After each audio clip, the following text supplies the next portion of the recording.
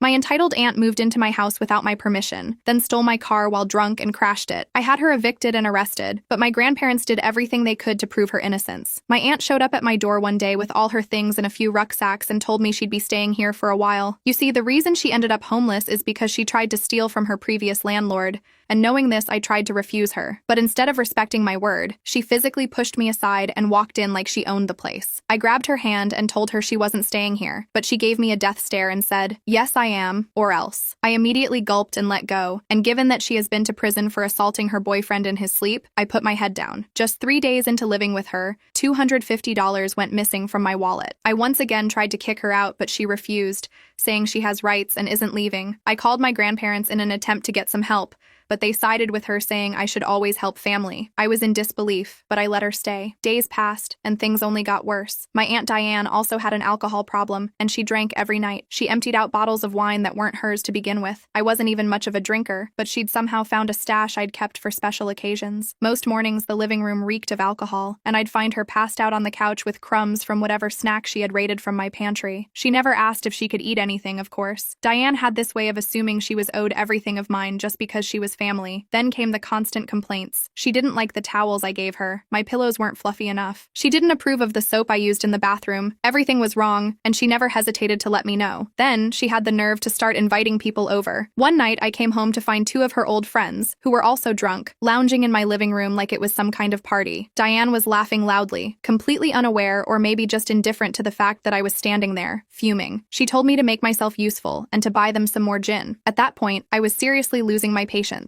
But every time I thought about kicking her out, I knew my grandparents would be mad at me and give me the "she's family" be compassionate speech again. If she was family and they wanted her to have a place to stay, they should let her stay with them and see if they still felt the same way. Diane was treating me like a doormat. I tried to keep telling myself that maybe things would get better if I just held out a little longer, but I wondered how much longer I would have to wait. I woke up one morning, about 2 weeks after she'd forced herself into my house, and my necklace, my mother's necklace, was gone. It was a delicate gold chain with a small pendant. It was the last thing I had left of my mom. She had given it to me before she passed away, and I loved it more than anything. I tore through my room, looking for it. I thought I had misplaced it, but I knew that wasn't true. I'd kept track of that necklace for years on end. Deep down, I really knew where it was. I walked straight to Diane's room and threw open the door without knocking. She was sprawled out on the bed, looking completely unbothered. I asked her where my necklace was, and she didn't even look up. She acted confused, and I asked her again where my mom's necklace was. It was in my room, and now it was gone. Diane said that she borrowed it for a bit and that she'd give it back to me later. I shouted at her to give it back immediately, but she just laughed again and rolled over, muttering something about how I needed to chill out. I demanded to know where the necklace was that instant, and she said I was selfish in not sharing the necklace with her since her sister had passed away. She said she had every right to that necklace, as I did, but I knew Diane. She didn't want to share the necklace. She sold that necklace to get her next drink. My mind swapped between anger and sadness as I realized that the last thing I had of my mother was gone. That was it for me. I told her to pack her bags and get out of my house, but she didn't flinch. Instead, she sat up, crossed her arms, and smirked. She taunted me, saying she wasn't going anywhere. She said she had the right to stay in my house and that I couldn't just kick her out. I was shaking with rage. I grabbed my phone, called my grandparents, and told them everything about the drinking, the stolen money, the necklace. I thought for sure they'd finally understand, but instead, they said they didn't want to get involved. I hung up the phone. I felt more helpless than ever. I couldn't believe they were basically siding with her again, even after everything she'd done, but there was no use fighting it. I told her that this was the last straw, and that if she didn't leave, then I would call the police on her. Suddenly, something changed in her eyes. She stood up abruptly and walked to the door to leave. Before she did, she knocked over the magazine she had been reading. She started spazzing out. She yelled at me, saying that she did so much for me and I was treating her like trash, and how she was the only one there for me when my mother died, which wasn't true. I began living with my grandparents. She then stormed around the room and began knocking things off the shelves. She knocked everything off the nightstand with one sweeping motion. A picture frame shattered as it hit the floor. I backed out of the room, unsure of what to do. Diane was completely losing it. She was screaming more accusations and blaming me for things that made no sense. She slammed a chair against the wall, leaving a dent, and I felt a panic in my chest. The noise was deafening, and before long, I could hear footsteps outside. The neighbors must have heard the commotion. My heart pounded as I prayed someone would call the police because I wasn't sure what to do anymore. I was afraid Diane might actually hurt me. As if on cue, there was a knock at the front door. I rushed to open it, relieved to see 2 police officers standing there. I begged begged them to take her. She was out of control. They stepped inside, and I led them to Diane's room, where she was still yelling and throwing whatever she could get her hands on. But the moment she saw the police, everything changed. She turned on the waterworks and collapsed onto the bed. She said I was trying to throw her out. She gave them a whole sob story about having to live with me since she was in hard times,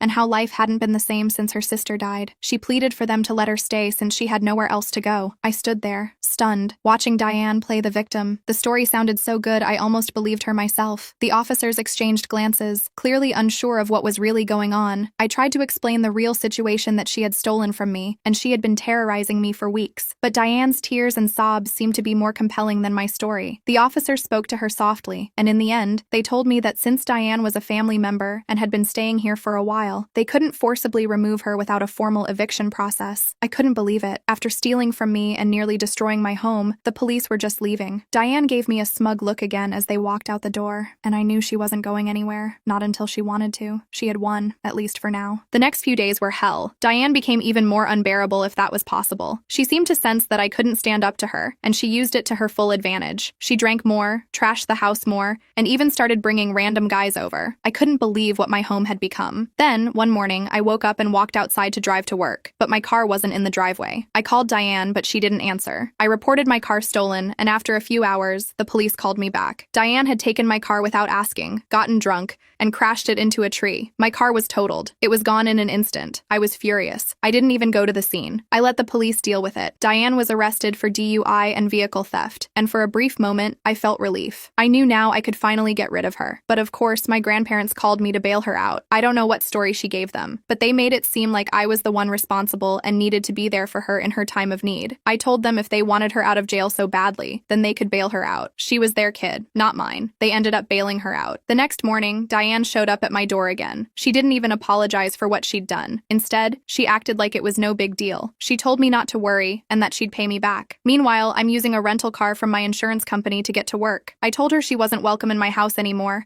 and that she needed to find somewhere else to go, but she refused. She planted herself on my front porch and started shouting at me. She made a scene for all my neighbors to see. People started coming outside and watched the commotion. I was humiliated. I couldn't believe this was happening. And once again, I gave in. I let her back inside just to make the chaos stop. No matter what Diane did, no matter how much damage she caused, my grandparents would always take her side. And as long as they did, she'd never leave. She knew it, and I knew it. A few days after Diane's explosive tantrum, I came home from work to find my house practically empty. As I walked through the house, I noticed a few things missing. The small TV I kept in the guest room was gone, along with the expensive headphones I used for work. Diane had pawned almost everything valuable I owned. My electronics, jewelry, and even the kitchen appliances were gone. I stormed into the living room where Diane sat on the couch. I asked her where my stuff went, and she played dumb at first. She then explained the reason she pawned it was because she needed the cash for a few things. She waved me off like I was being ridiculous. She said that she'd pay me back with interest, and there was no reason to worry. I told her to get out of there immediately, and that I was calling the police on her again. Diane rolled her eyes. She had no intention of leaving. I went to grab my phone for the police,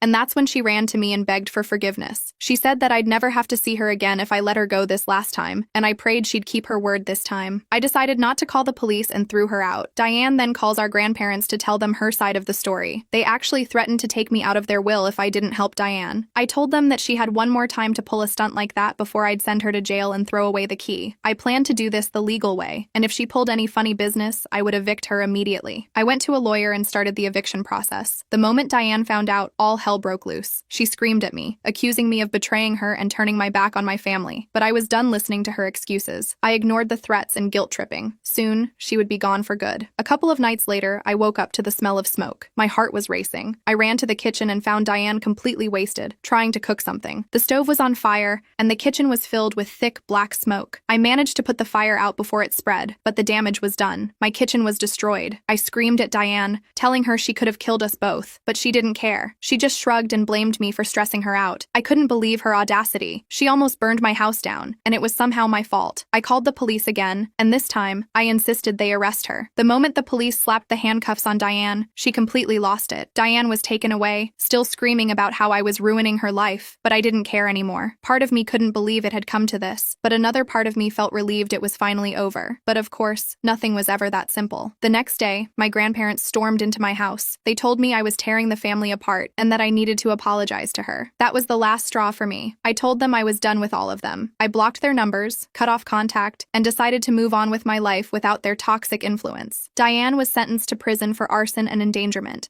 and I immediately got a restraining order against her. I haven't spoken to her or my grandparents since. It was hard, but I knew I had to do it. They were never going to change, and I couldn't keep letting them ruin my life. For the first time in what felt like forever, I was free. And I knew, without a doubt, I'd made the right decision.